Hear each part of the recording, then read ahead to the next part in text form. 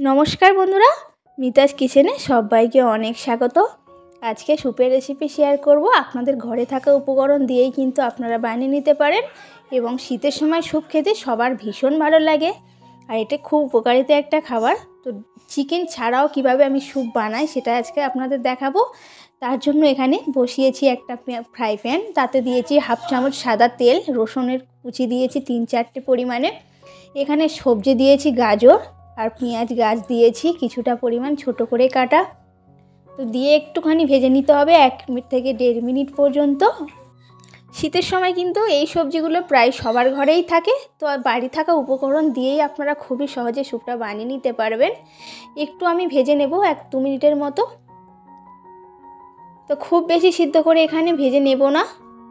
দিয়ে দিচ্ছি গোলমরিচের গুঁড়ো, হাফ চামচ মতো গোলমরিচের গুঁড়ো দিয়ে আরও একটু ভেজে নিচ্ছি।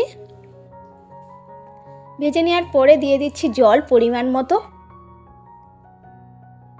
জল দেওয়ার পরে দিয়ে দিলাম 1 চামচ সয়া সস, দিয়ে একটু নাড়াচাড়া করে নেব, নিয়ে একটু ঢাকা দিয়ে রাখবো। আর এখানে নিয়েছি 1 চামচ কর্নফ্লাওয়ার, সেটাকে একটু জল দিয়ে গুলিয়ে নিচ্ছি। আর স্যুপটা আমি 1-2 মিনিটের মতো ঢাকা দিয়ে রেখেছি। এবার আমি দিয়ে দেব ডিম, দুটো ডিমকে ভেঙে নিচ্ছি, নেওয়ার পরে একটা চামচ দিয়ে ফেটিয়ে নেব। আমি আজকে চিকেন ছাড়াই স্যুপ খুবই সহজে কিভাবে বানাই সেটাই দেখাচ্ছি। তো ডিমটা ফেটিয়ে নেওয়ার পরে এরকমভাবে ফুটন্ত স্যুপের মাঝখানে দিয়ে দিতে হবে, আর সমানে কিন্তু নাড়াচাড়া করতে হবে একটা চামচ দিয়ে। তো নাড়াচাড়া করে নিলাম এখানে, আর দিয়েছি কর্নফ্লাওয়ার গোলা জলটা। তো জলটা দেওয়ার পরে নাড়াচাড়া করে নিয়েছি, নিয়ে সঙ্গে সঙ্গে লাভিয়ে নিলাম। আর দেখতেই পাচ্ছেন খুব সুন্দর দেখতে হয়েছে, আর খেতে কিন্তু ভীষণ ভীষণ টেস্টি হয়। বাচ্চাদের জন্য বিশেষ করে ভীষণ উপকারিতা একটা খাবার। আপনারা চিকেন ছাড়াও এই কটা জিনিস দিয়ে কিন্তু খুবই সহজে বানিয়ে নিতে পারেন এই স্যুপটি।